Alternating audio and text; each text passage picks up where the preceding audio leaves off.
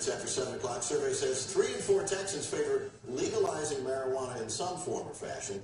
It's a new UT, Texas Tribune poll that says only 1/4 of Texas registered voters still favor keeping marijuana illegal in all cases.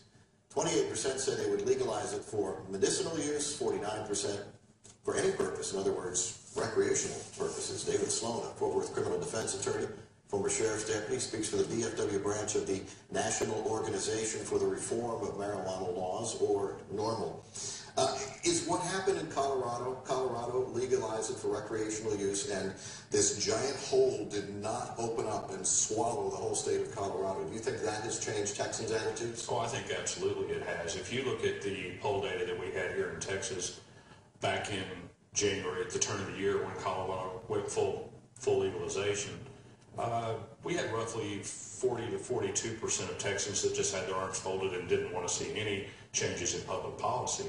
Now that number has drifted down to 23%, and I think obviously what people in Texas are doing is looking at Colorado and going, why aren't we doing that here? Yeah, as a former sheriff's deputy, did you consider marijuana dangerous?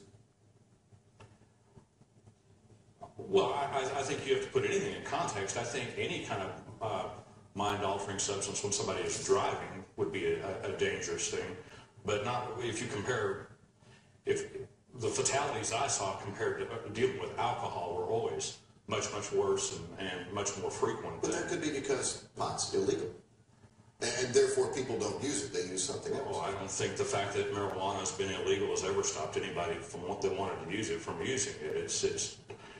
It's been a source of revenue. But a lot of the arguments we hear that marijuana is this gateway drug and that it causes people that smoke marijuana today are going to smoke heroin tomorrow or inject heroin. It just isn't true. There's no correlation between what they're saying basically is somebody that's done this has also done this. Well, these same people have probably also smoked cigarettes or drank beer or anything else. There's no nexus across to it. If you'd like me to tell you about some gateway drugs, give me a physician's desk reference out here. I can point out some doozies. Yeah, and a lot of them are prescription drugs. They all are. They all are. Marijuana is seen as since the 1970s in the Nixon administration, but a Schedule I narcotic along the lines of heroin and cocaine, and a lot of the marijuana advocates kind of laugh at that. Or like cocaine and heroin. Well, let's just look at some of our numbers. We've got almost 1.5 million registered patients, medical cannabis users. Yeah. And you don't see them having the problems that, say, people like Rush Limbaugh and pain medications are having. The science is in, the facts are in.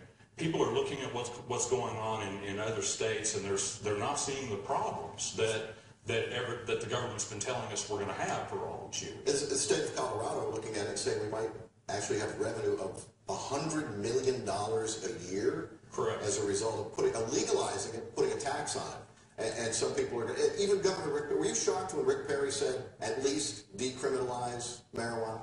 No, Texas lawmakers are not stupid, and they're watching what's going on in the polls just as well as I am.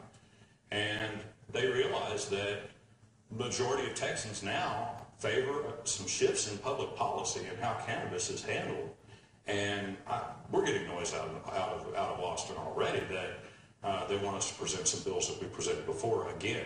And we're going to see some changes, I think, in the 2015 legislature.